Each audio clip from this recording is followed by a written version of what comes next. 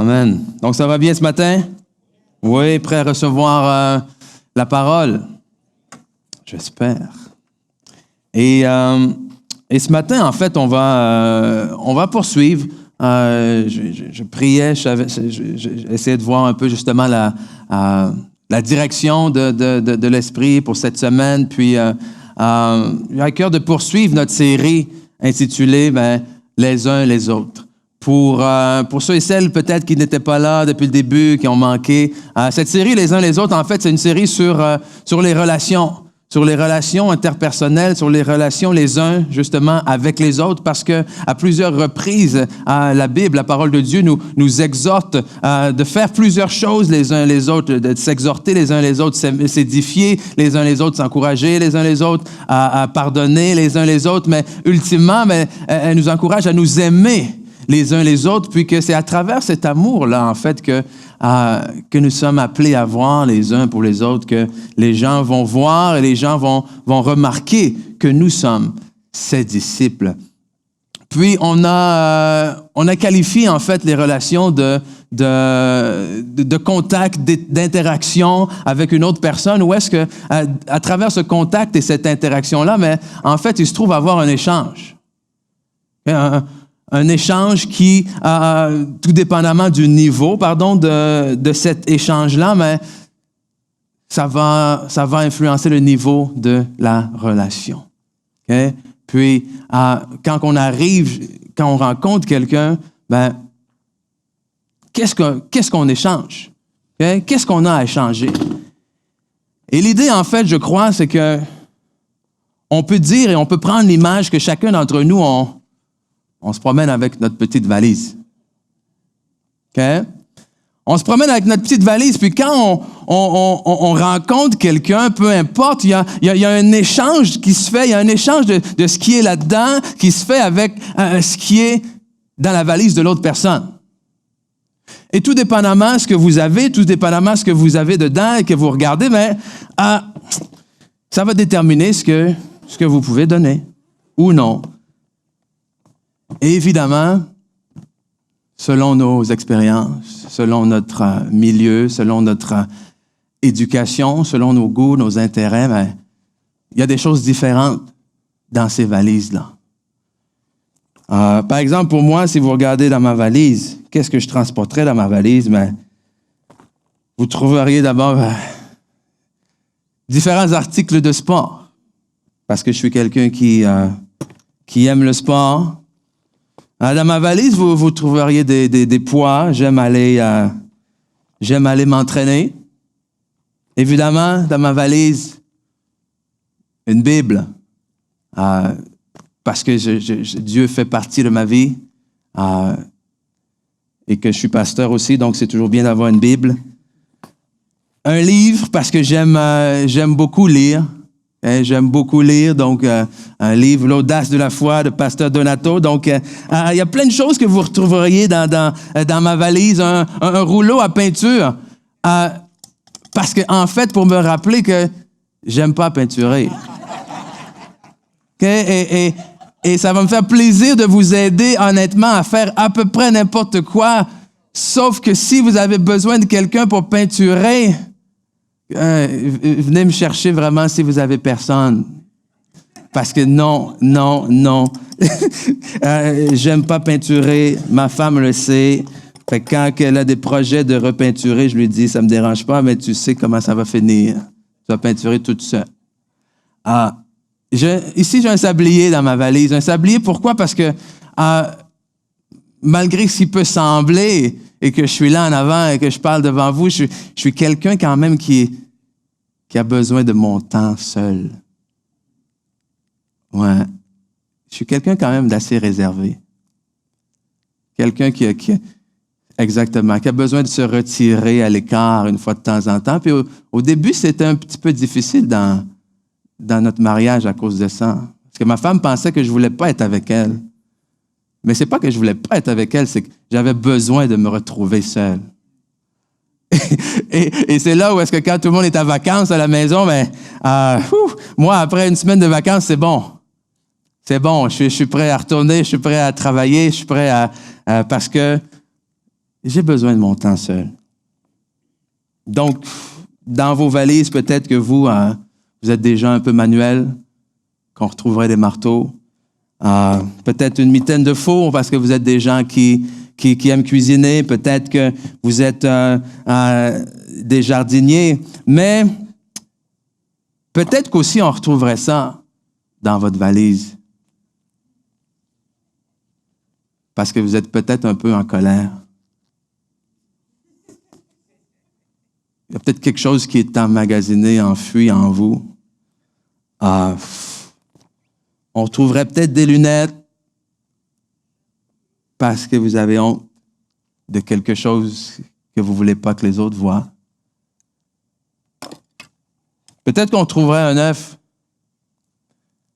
parce qu'en fait, vous êtes quelqu'un de très sensible et très fragile. Et ça, les gens le découvrent quand ils parcourent votre sac. Peut-être que vous aviez des pansements dans votre valise parce que vous avez encore tellement de blessures du passé que vous avez besoin de ça pour guérir. Et lorsqu'on entre en relation avec quelqu'un, c'est tout ça qu'on amène. La caissière chez Maxi, elle ne voit pas ça.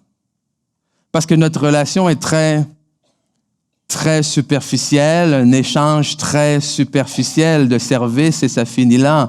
Mais lorsqu'on parle d'un ami, lorsqu'on parle d'un collègue de travail, on va lui montrer un peu plus, ou il va voir un peu plus. Lorsqu'on parle d'un voisin, même des fois, il peut arriver à voir un peu plus. Lorsqu'on parle d'un frère, lorsqu'on parle d'une sœur, lorsqu'on parle de relations un peu plus, et ça devient délicat parce que chacun arrive finalement avec sa valise, vient à qu'est-ce que je vais échanger? Et on ne peut pas vraiment donner d'autre chose que qu'est-ce que j'ai dans ma valise. N'est-ce pas?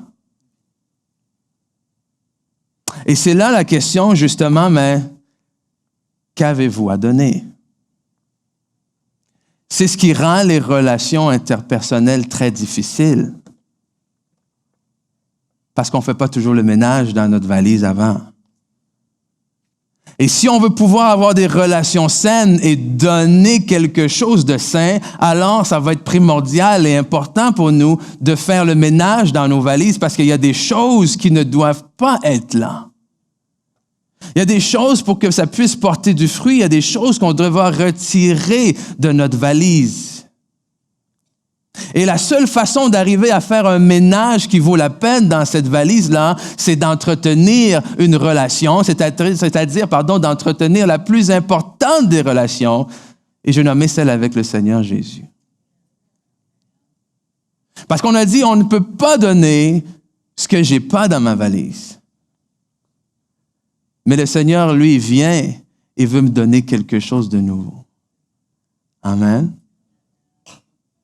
L'amour que je n'ai pas reçu, comment est-ce que je peux le donner à quelqu'un d'autre? Oui. Si tu as reçu maintenant l'amour de Dieu, tu peux le donner à quelqu'un d'autre. Amen. Et c'est ce qu'on va voir aujourd'hui. C'est ce qu'on va voir, cette relation-là avec Dieu, mais on va la voir à travers une image qui est peut-être l'image la plus puissante dans la parole de notre relation avec Christ, c'est-à-dire à travers l'image du mariage. À travers le symbole du mariage. Et si ceux qui étaient là, si vous vous rappelez, on a dit quoi? On a dit que les relations, c'était difficile. Pourquoi? Parce que les relations peuvent être aussi bien la source de nos plus grandes joies, mais peuvent être aussi bien la source de nos plus grands défis, de nos plus grandes tristesses. Et malheureusement, le mariage peut être la source de nos plus grandes joies, mais peut être aussi la source de nos plus grandes peines et de nos plus grandes douleurs.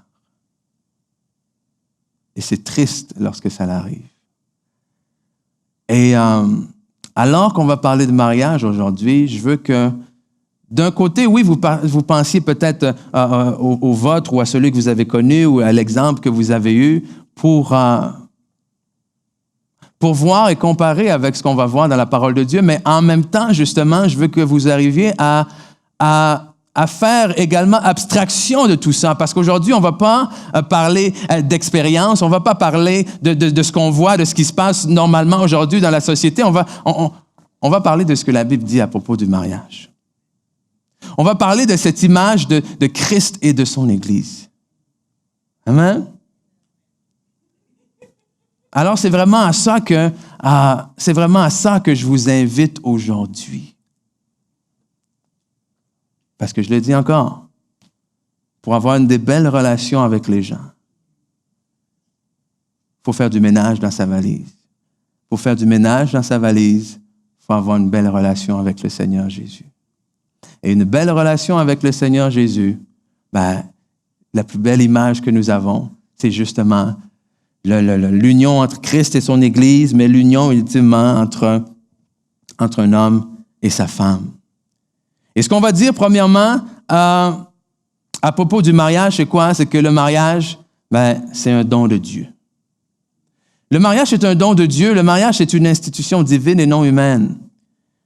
Malgré ce qu'on peut entendre, malgré ce qu'on peut croire et dire aujourd'hui parfois. En Genèse chapitre 2, déjà, on voit dès le début, ce qui est intéressant, c'est quoi? On va lire et on va commenter par la suite. Genèse 2, verset 18. L'Éternel Dieu dit, « Il n'est pas bon que l'homme soit seul. Je lui ferai une aide semblable à lui. » L'Éternel Dieu forma de la terre tous les animaux des champs et tous les oiseaux du ciel et les fit venir vers l'homme pour voir comment il les appellerait afin que tout être vivant portât le nom, qu'il lui donnerait l'homme. Et l'homme donna des noms à tout le bétail, aux oiseaux du ciel, à tous les animaux des champs, mais pour l'homme, il ne trouva point d'aide semblable à lui. Alors l'Éternel Dieu fit tomber un profond sommeil sur l'homme qui s'endormit. Il prit une de ses côtes et referma la chair à sa place. L'Éternel Dieu forma une femme de la côte qu'il avait prise de l'homme. Il l'amena vers l'homme et l'homme dit, « Voici cette fois, celle qui est os de mes os et chair de ma chair. » On l'appellera femme parce qu'elle a été prise de l'homme. C'est pourquoi, verset 24, l'homme quittera son père et sa mère et s'attachera à sa femme, et ils deviendront une seule chair. Et ce qui est intéressant ici d'abord, c'est de voir quoi? C'est que Dieu dit, il n'est pas bon que l'homme soit seul. Et lorsqu'on regarde le récit de la création, on voit qu'à la fin de chaque journée, la Bible nous dit, quoi? Qu'est-ce que Dieu a fait était bon. Dieu vit que cela était bon. Dieu vit que cela était bon. Dieu a fait les astres, les étoiles, il a vu que c'était bon. Il a fait le ciel, la terre, l'a séparé, il a vu que c'était bon. Et la fin de la journée, il a fait les oiseaux, il a vu que c'était bon. Il a fait les animaux, il a vu que c'était bon. Il a fait l'homme, mais il manquait quelque chose. C'était pas bon. C'était pas bon que l'homme soit seul. Alors, c'est pas l'homme, c'est pas l'être humain qui est arrivé avec cette idée du mariage chez Dieu. Cette idée de cette union-là. Parce que des fois, c'est l'argument qu'on peut entendre, hein, qu'on entend des fois chez les gens, puis dit oui, mais ça vient de l'homme. Oui, mais c'est l'homme qui a décidé ça. Non. C'est Dieu qui a décidé ça. Est-ce que l'homme, selon les traditions, selon la culture, selon, peu importe, a pu modifier le mariage ou même la cérémonie du mariage? Oui. Mais l'idée de cette union-là entre l'homme et la femme nous vient de Dieu. Et c'est drôle parce que lorsque, justement, les pharisiens viennent devant Jésus pour le confronter par rapport à la loi, par rapport au divorce, par rapport à est-ce que c'est permis de répudier sa femme, puis ils leur disent, oui, mais Moïse, lui, il nous a permis. Et la réponse que Jésus leur donne, c'est quoi? Il les ramène au commencement. Il les ramène pas à la loi de Moïse.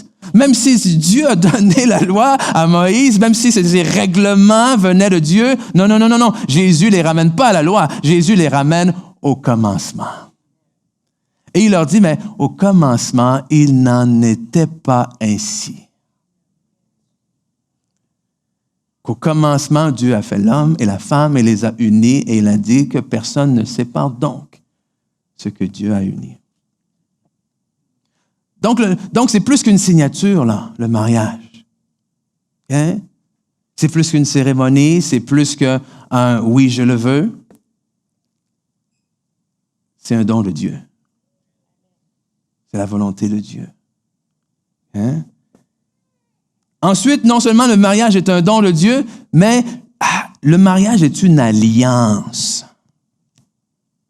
Le mariage est une alliance entre une femme et son mari.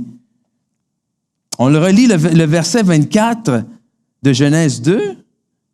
C'est pourquoi l'homme quittera son père et sa mère et s'attachera à sa femme et ils deviendront une seule chair. Et il y a deux choses que je veux souligner là-dedans, dans ce verset-là. La première chose, je veux souligner le « quittera ».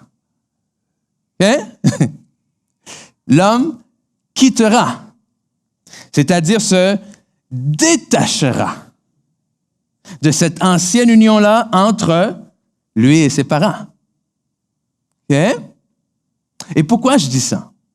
Je dis ça parce que pour que l'attachement par la suite se fasse comme il faut que le détachement, lui, ait lieu correctement.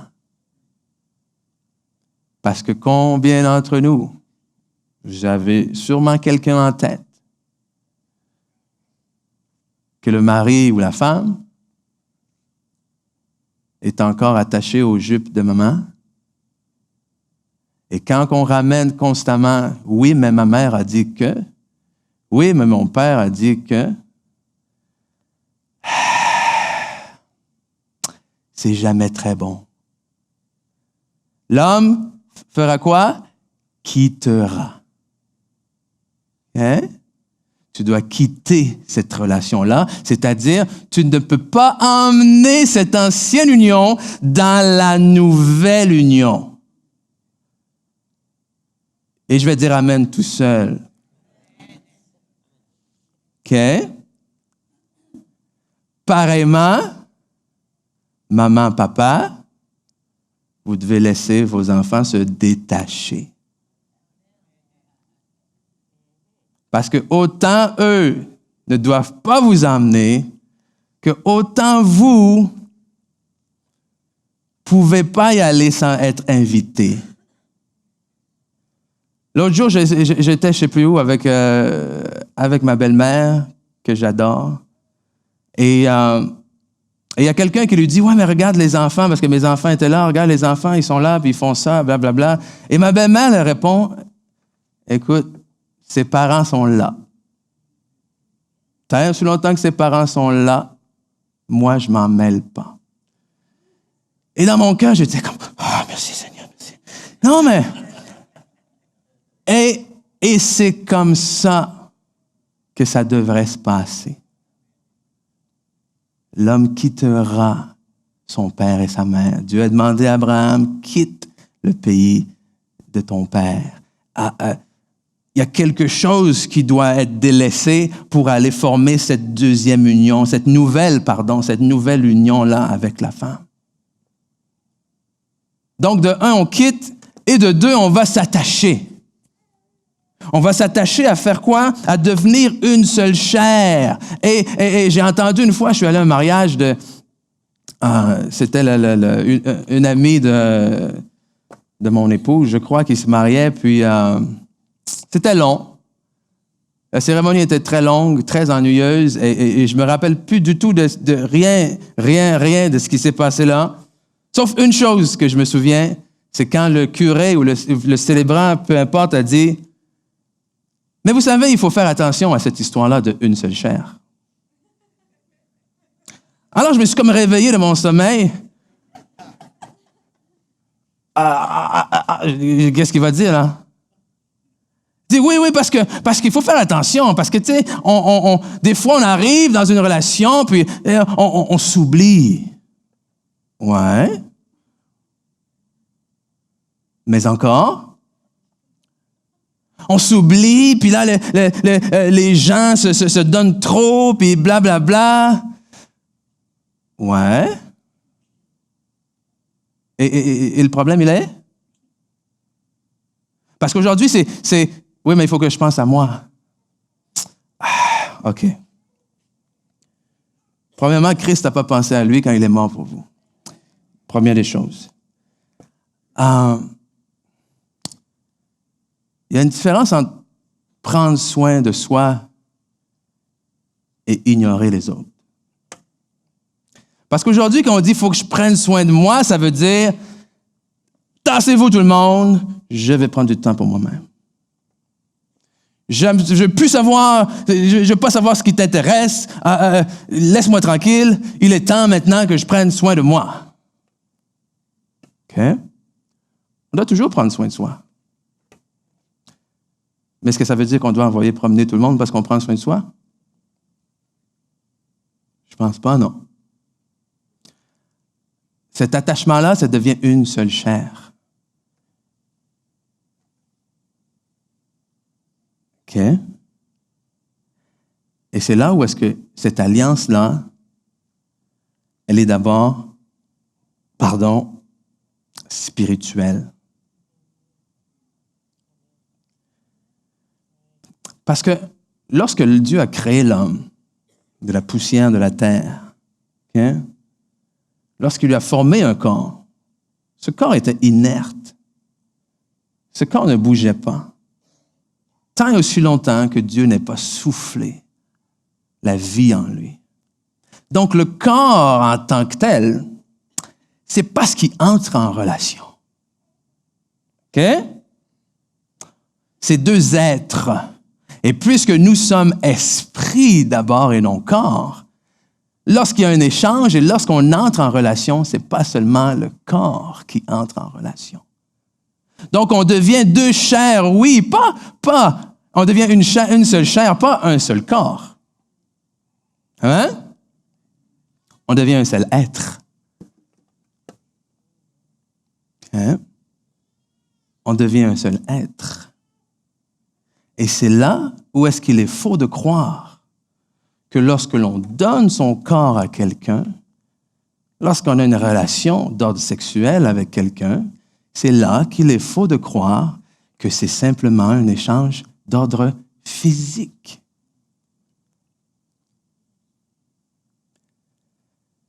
Parce que c'est deux êtres qui s'échangent. Et c'est là que vous réaliserez qu'il devient très compliqué et très difficile pour beaucoup de gens d'entrer dans une nouvelle alliance en laissant de côté l'ancienne alliance. En rentrant dans une nouvelle relation et laisser de côté l'ancienne relation. N'est-ce pas? Pourquoi? Parce que ce n'est pas juste deux corps, c'est deux êtres. Parce qu'à chaque fois, il y a un échange beaucoup plus profond qui se fait. Alors la question c'est, avec combien de gens est-ce que vous voulez échanger le meilleur de qui vous êtes?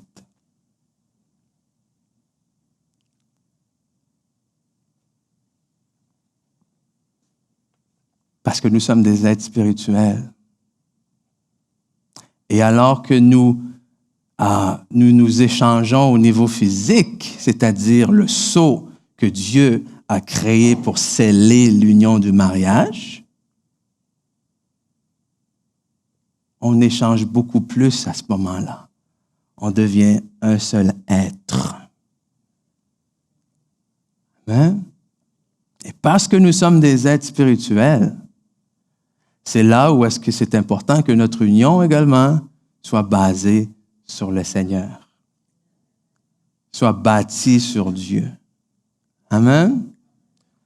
Et ça veut dire quoi? Parce qu'on pense qu'automatiquement, deux chrétiens qui se marient ensemble, c'est parce qu'ils ont basé leur union sur Dieu. Non? Pas parce que vous venez à l'église en couple que c'est parce que vous avez bâti votre union sur Dieu. Okay? Concrètement, ça peut ressembler à quoi de bâtir notre union sur Dieu? Ça veut dire déjà que les deux entités, déjà, vous devez avoir une vie qui est basée sur Christ. N'est-ce pas?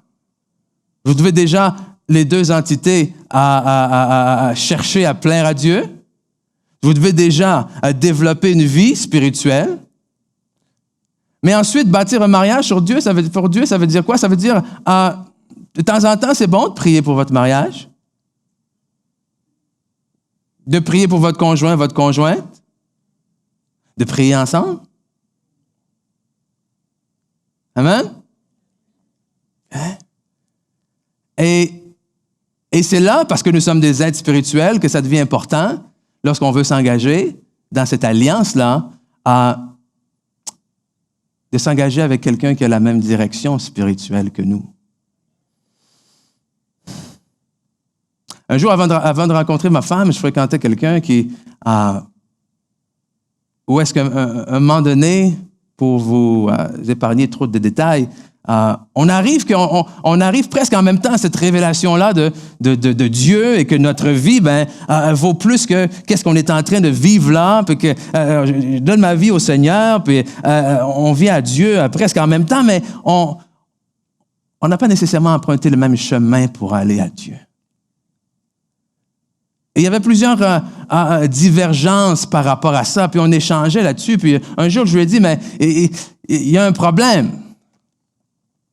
Il dit, mais quel problème? J'ai dit, mais moi, lorsque je regarde dans la parole de Dieu, puis que je prie Dieu, puis que j'essaie de chercher, puis ça me dit telle chose, mais toi, ce que tu vois, puis qu'est-ce que tu me dis, ça me dit complètement autre chose.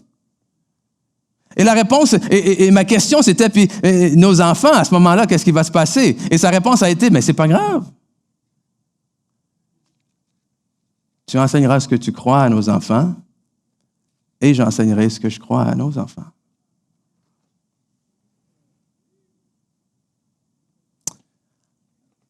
Mais parce que, déjà là, à ce moment, pour moi, Dieu, c'était plus qu'une religion. Ça ne fonctionnait pas. Ça ne fonctionne pas comme ça. Et la raison pour laquelle le Seigneur a interdit à son peuple, aux hommes d'Israël, d'aller chercher des femmes de d'autres nations que celles d'Israël, c'était pourquoi? C'est parce que vous savez comment c'est, les hommes. Hein? Ta femme arrive avec ses dieux, avec ses statues, puis dit, chérie, est-ce que je peux mettre ma statue de mon Dieu juste ici? Et au début, tu fais comme, puis là, tu dis, s'il te plaît, s'il te plaît, s'il te plaît. Puis elle te fait des beaux yeux qu'on sait, messieurs, on est comme, il n'est pas bon que l'homme soit seul, l'homme est faible. et on dit, OK, c'est bon, chérie, mets-la là, mais mets-la un petit peu derrière parce que je ne veux pas la voir pendant que je vais prier mon Dieu. OK, non, c'est bon. Puis finalement, elle arrive du centre d'achat avec ses sacs, puis il y a d'autres dieux. Finalement, est-ce que je peux mettre lui là? Jusqu'au jour où, toi, tu t'éloignes de ton Dieu. OK? Mes amis, là, on se parle, hein? OK? On se parle de choses qui ne sont pas le fun à entendre. Mais on se parle de choses qui sont écrites dans la parole et on se parle de choses qui sont importantes à savoir. Okay? Aussi difficile que ça peut être, je vous le dis, célibataires, si vous n'êtes pas encore mariés, ne faites pas de compromis. Ne faites pas de compromis. Hein? Parce que c'est une alliance spirituelle, ce n'est pas seulement une alliance physique. Et vous devenez une seule personne. Donc, laquelle de ces personnes va suivre Dieu finalement? Hein?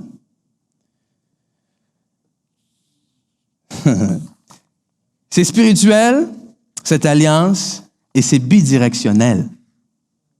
Le mariage, c'est une alliance qui va dans les deux sens, là. Et non seulement ça va dans les deux sens, mais on parle qu'une relation, c'est un partage, ou plutôt c'est un échange. Mais lorsqu'on parle d'un mariage, lorsqu'on parle d'une union, c'est un peu plus qu'un échange, c'est un partage. on devient une même personne. Ça veut dire que ma valise devient ta valise. Oh oh. Oh oh. Mes blessures, oh wow, deviennent tes blessures. Non, pas ça. Non, hein?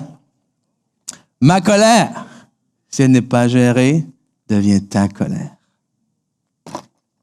Parce que un mariage, c'est plus qu'un échange, c'est un partage. Comprenez que c'est important de faire le ménage ici parce que qu'est-ce que vous allez partager? Parce que si vous ne faites pas le ménage, ça va ressembler, j'ai une photo là, si tu veux mettre la photo, hein? Ça va ressembler à ça. Ça, c'est chez qui? C'est chez Stéphanie Bergeron.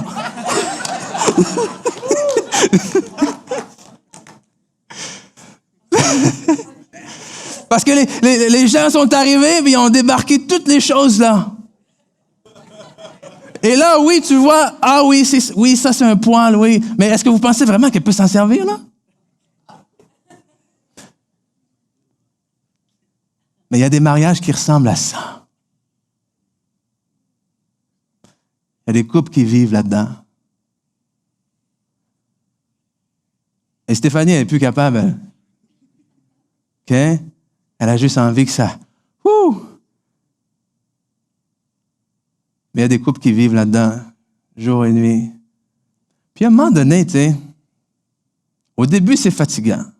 Au début, tu tasses les boîtes. Au début, tu changes les choses de place. Mais à un moment donné, il y a tellement de bordel, un peu partout, que c'est quoi tu fais? Même la nuit, quand tu vas aux toilettes, tu sais qu'il y a une boîte là, tu fais ça, les yeux fermés, N'est-ce pas?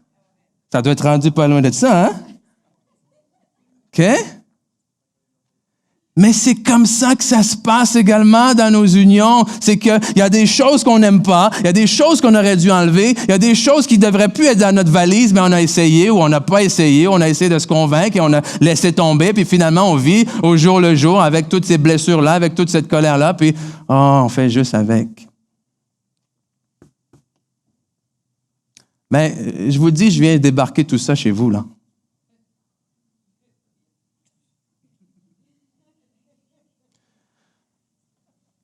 Mais sans le savoir, il y en a que vous avez accepté bien pire que ça dans vos vies. Que vous avez beaucoup plus de désordre que ça dans vos vies.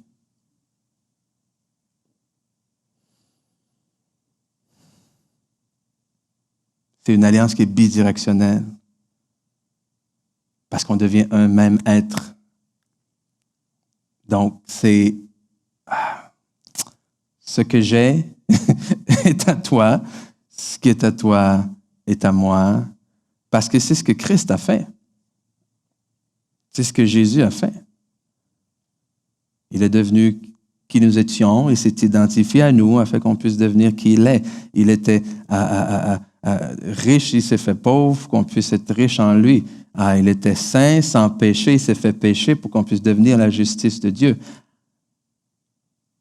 Il y a eu cet échange-là qui doit être bidirectionnel. Et dans votre vie et dans votre relation avec Jésus-Christ, cette relation doit également être bidirectionnelle. Vous ne pouvez pas juste entrer dans une relation pour prendre. Et ça, c'est une autre problématique. Et si on pense comme ce célébrant-là, on vient et je vais te donner simplement qu'est-ce que ça va me tenter de te donner.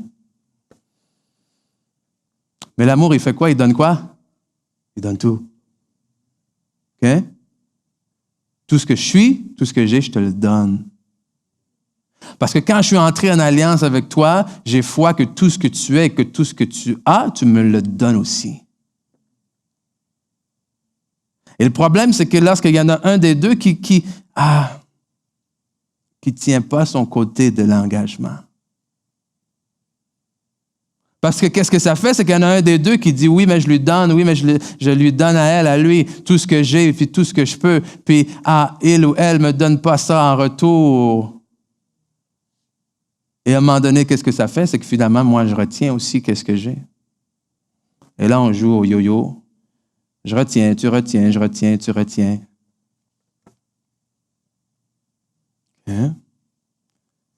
Non, non, non. Ah, vous voulez avoir un bon mariage? Est-ce qu'il y a des gens ici qui sont intéressés à avoir un bon mariage? Ah, c'est pas compliqué. Non, honnêtement, c'est pas compliqué. Est-ce que ça demande de travailler? Ben oui, hein? C'est comme tout. Puis je pense que des fois, c'est cette illusion-là qu'on pense que on a dit oui, je le veux, elle était belle dans sa robe, puis on a une belle nuit de noces, puis tout le reste devait bien se passer aussi.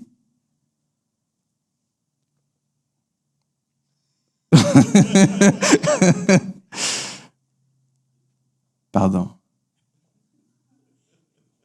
Basez votre union sur Christ. Déjà, le rocher.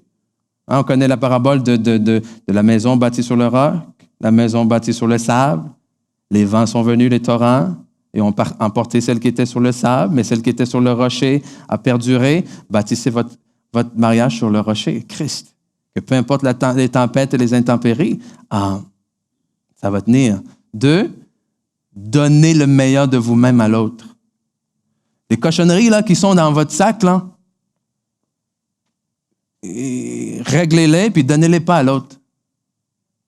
OK? Donnez le meilleur de vous-même à l'autre. Parce que c'est ce que l'autre mérite. Parce que c'est ce que Christ a donné, le meilleur de lui-même à nous. Et troisièmement, cherchez les intérêts de l'autre avant de chercher les vôtres. Wouh! Mais ça doit se faire ensemble, ça. Ça doit se faire conjointement. Puis il y en a peut-être ici qui vont ressortir. Ah, tu vois, chérie, tu dois me donner le meilleur de toi-même. Ben, toi aussi, là. OK?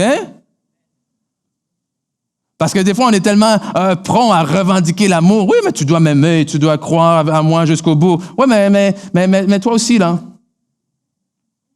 Tu dois faire tout ce qui est en ton pouvoir pour éviter de me blesser. C'est ce que l'amour fait, là. Oh, ah, ouais. Mais tu ne devrais pas être offensé parce que l'amour ne s'offense pas. Mais tu ne devrais pas m'offenser.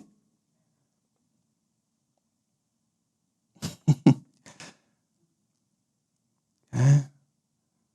Wow. Puis non seulement c'est bidirectionnel, mais c'est éternel. C'est éternel.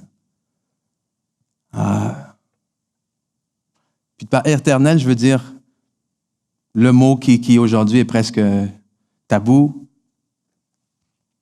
Engagement. Engagement. Oui, engagement. Jean, je signe. Puis ma signature veut dire oui. Que mon oui est oui, puis que mon non est non. Tu sais, engagement. Ah non, je sais pas. Écoute, on va essayer. Engagement. OK? Et Jésus n'est pas allé à la croix à la moitié, là. OK? Il n'a pas dit, Seigneur, écoute, mettons que si je donnais juste un bras, puis on verra par la suite. Si je donnais juste une jambe, puis on verra par la suite qu'est-ce qu'ils vont faire. Non, il a dit, pardonne-leur parce qu'ils ne savent pas ce qu'ils font, puis regarde-moi, je vais y aller. Parce que je les aime. Et c'est pas, je vais m'engager jusqu'à ce que ça fasse plus mon affaire, parce que s'il n'y a pas d'engagement, il ne peut pas avoir de réelle relation s'il n'y a pas de réel engagement. Je vous le dis là. Parce que tant qu'il n'y a pas de réel engagement, il y a toujours une porte de sortie en arrière.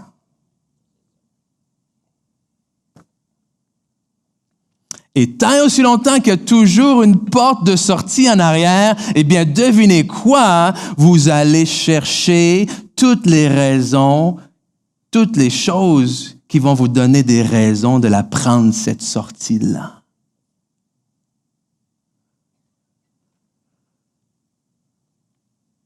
Parce que pourquoi est-ce que j'aurais une sortie en arrière si l'amour croit le meilleur? Si j'ai pris le temps de prier, si j'ai pris le temps de bâtir sur Christ, puis si je donne mon meilleur, si je recherche son intérêt, ben let's go. Allons-y. Est-ce que ça fait peur? Ben oui, ça fait peur. Est-ce que ça se peut que l'autre personne, des fois, respecte pas son côté de l'engagement? Oui, ça se peut. Est-ce que ça veut dire que j'ai mal fait? Pas nécessairement.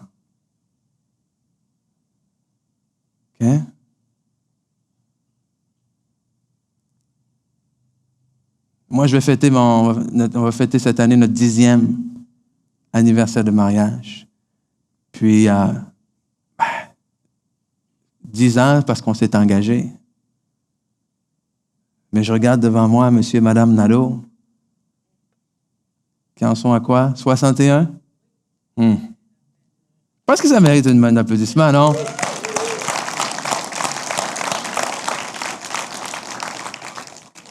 Parce que éternel, c'est quoi? C'est pour le meilleur et pour le pire. Est-ce que vous avez eu du bon, monsieur et madame Nadeau? Est-ce que vous avez eu du moins bon? Ouais. Tu sais? Mais moi, je les vois aujourd'hui, là.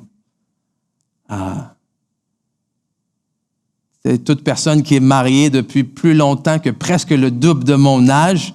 Je me dis, c'est respect, là. OK? C'est wow. Mais, si vous connaissez un peu M. Nadeau, M.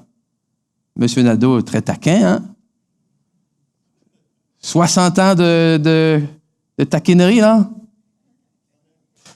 Ouais, 61. Bon. OK. Mais, Mme Nadeau n'est pas en reste non plus, hein? Elle n'a pas pire caractère, la Cécile.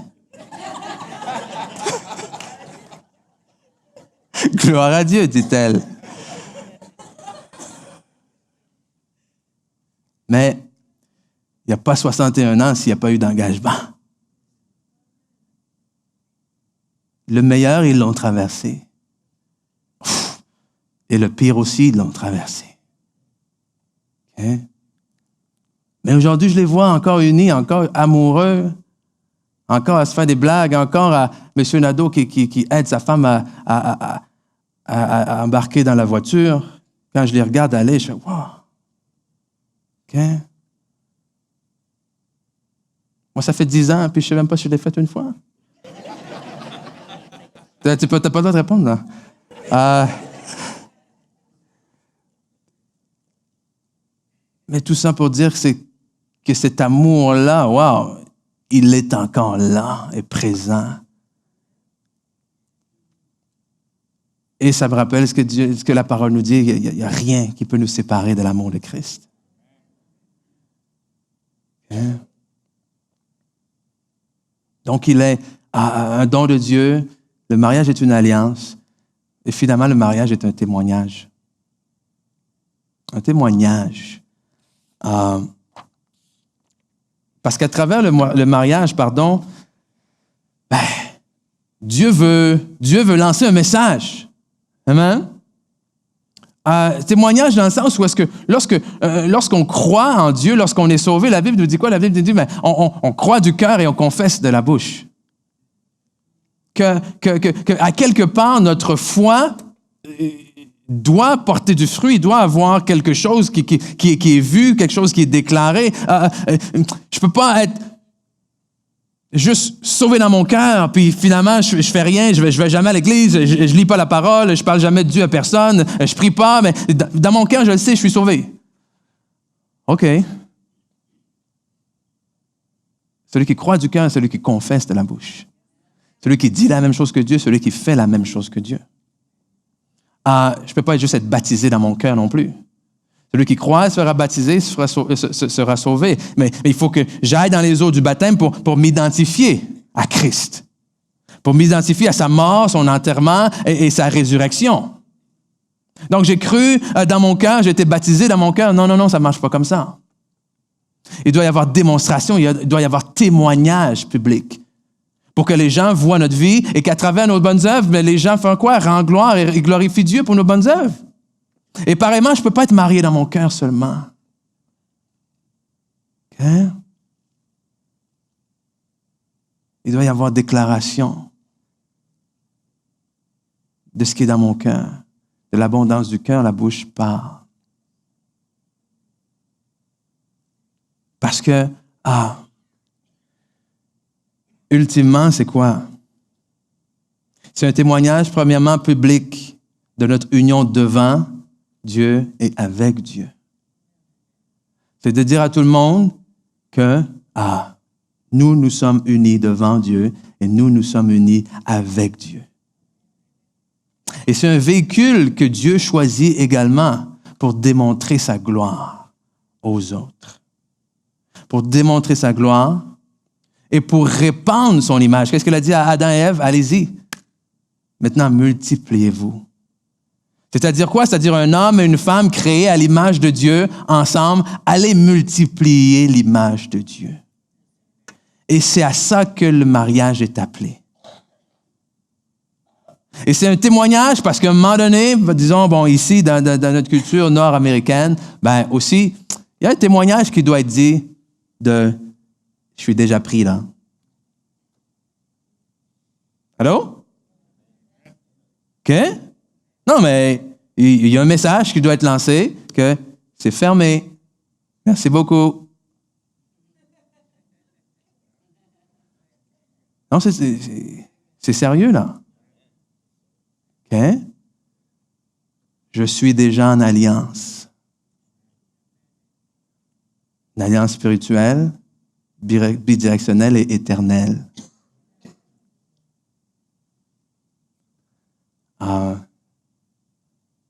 Billy, t'es où, Bill? Tu peux venir, s'il te plaît? En terminant, wow. Je sais que peut-être il y a des gens ici qui ont une vue un peu plus, disons, libérale du mariage, que vous n'êtes peut-être pas d'accord avec certaines choses qui ont été dites. Mais en toute humilité, j'ai essayé le plus possible je crois, d'y aller selon la parole de Dieu. Amen. Et s'il y a des choses là-dedans qui ne vous plaisent pas, je vous encourage à aller devant le Seigneur avec ça.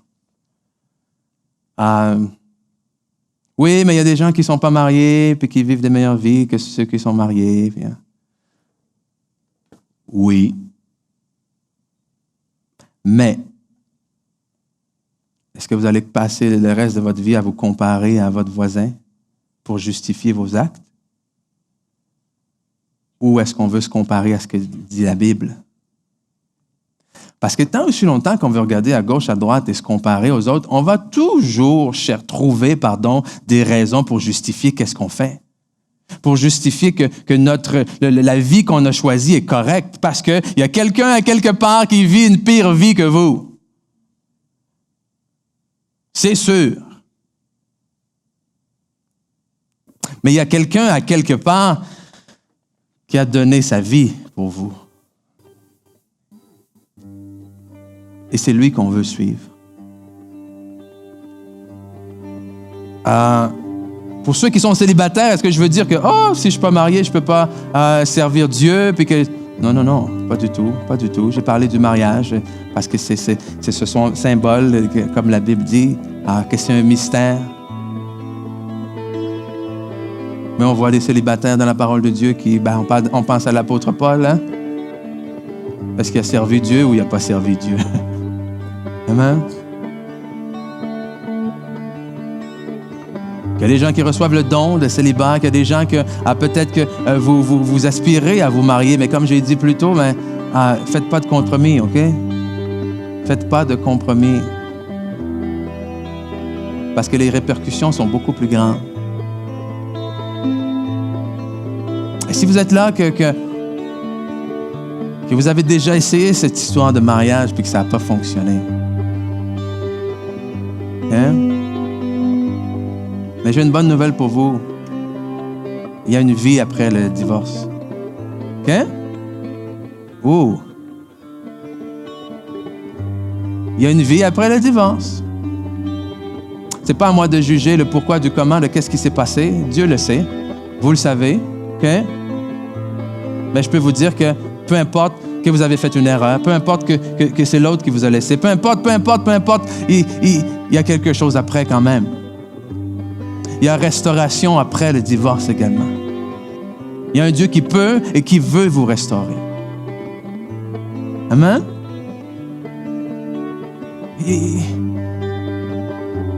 Parce que des fois, après, on regarde ça comme si c'est fini, là. Non. Est-ce que c'est la volonté de Dieu? Non. Pas plus que l'adultère, c'est la volonté de Dieu. Mais est-ce qu'il y a restauration après? Oui. Amen. Il y a deux choses que j'ai à cœur de faire ce matin, en terminant. Je vais vous demander si vous voulez bien, on va se lever. Et j'aimerais prier pour vous.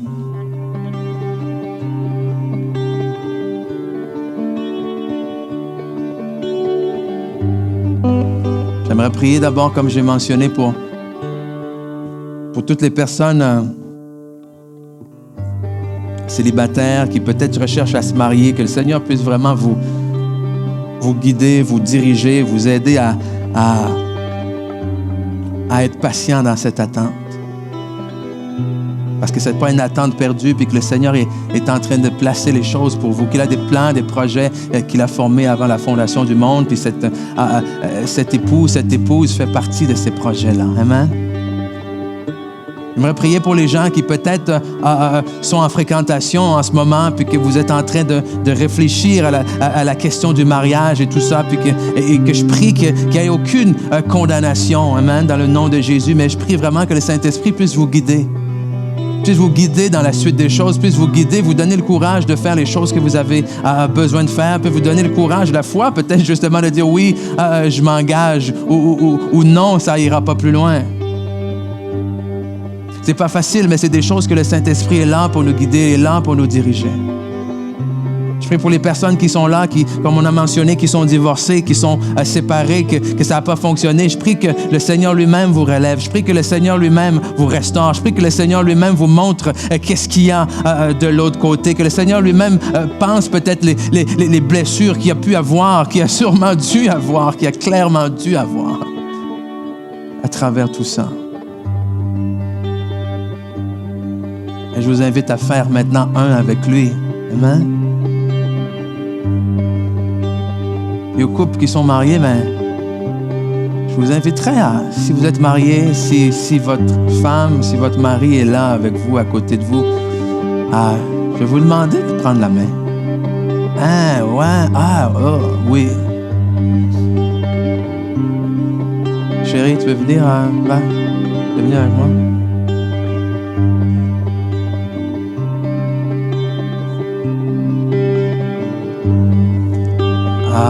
Oui. Et je sais que pour certains ici en ce moment, c'est juste ça, c'est un défi là. Juste vous tenir par la main, c'est un défi. Mais ça sert à quoi d'être capable de vous échanger au niveau physique si vous n'êtes pas capable de vous prendre délicatement par la main là en ce moment? Et ce que je prie en ce moment, oh, hallelujah, Korea Sante Sheta Yondoro.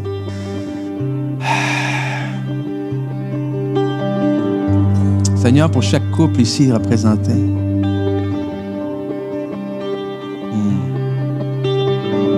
je prie d'abord la paix. Cette paix qui surpasse toute intelligence, toute compréhension, Seigneur. Qu'il y a une paix, Seigneur, qui se dépose dans le cœur de chaque personne. Une paix qui n'est pas basée sur les circonstances, Seigneur. Une paix qui n'est pas basée sur les émotions. Une paix qui n'est pas basée sur les douleurs, sur les sentiments, mais une paix qui est basée sur toi. Une paix qui est basée sur ta parole. Une paix qui va emmener chacun à voir l'un et l'autre, Seigneur, avec les yeux que toi, tu les vois. Avec des yeux d'amour, avec des yeux de compassion, avec des yeux de miséricorde, Seigneur, un vent, Seigneur, de ton esprit, un vent d'amour, un vent de miséricorde, un vent de restauration maintenant, Seigneur, souffle dans chaque couple représenté ici, Seigneur. Peu importe ce qu'il y a à être restauré, que ce soit entre le couple lui-même, Seigneur, que ce soit des choses que le couple a besoin de traverser ensemble, qui est extérieur à eux, Seigneur, mais que ton esprit est là, que dans le nom de Jésus, Seigneur, toi-même, tu es celui qui complète ce couple, alléluia. Tu es troisième brin dans cette corde à 3 brins, Seigneur, qui donne la force, qui donne l'autorité à ces couples, Seigneur, d'aller de l'avant et de marcher dans les projets que tu as préparés pour eux avant la fondation du monde. Seigneur, je déclare que rien ni personne va venir désunir ce que toi, tu as uni, Seigneur. Dans le nom de Jésus, on prend autorité, Seigneur, contre tous les plans de l'ennemi qui veut détruire, Seigneur, cette belle image qui est le mariage, Seigneur, en toi, Seigneur. Mais on déclare que ces couples, ces mariages se relèvent, alléluia. Que ces couples et ces mariages, Seigneur, sont comme des lumières, comme des lampes, Seigneur, qui brillent, des flambeaux qui brillent dans cette génération perverse et corrompue, Seigneur, afin de montrer au monde à quoi ressemble un couple basé sur la parole de Dieu, qui marche avec la parole de Dieu, alléluia. Oh, merci, Seigneur, que tu es fidèle. Merci, Père éternel, que tu sèmes un esprit maintenant de pardon, Seigneur, alléluia. Oui, un pardon qui va bien au-delà de nos forces, Seigneur, un pardon qui n'est pas mérité. Seigneur, tu nous as donné un pardon qui n'est pas mérité, que nous n'avons pas mérité. Et il y a des pardons qui ont besoin d'être demandés maintenant. Il y a des pardons qui ont besoin d'être faits maintenant, Seigneur, alléluia. Oh, Coria Santo, merci, Seigneur. Oh, c'est toi qui agis maintenant. Oh, maintenant, Seigneur Jésus. Oh, oui, tu es fidèle, Seigneur. Oh, alléluia, Seigneur.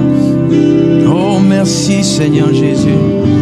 Oh, alléluia, Seigneur. Oh, alléluia, Seigneur. Gloire à toi, Seigneur Jésus. Gloire à toi, Seigneur Jésus. Oh, alléluia.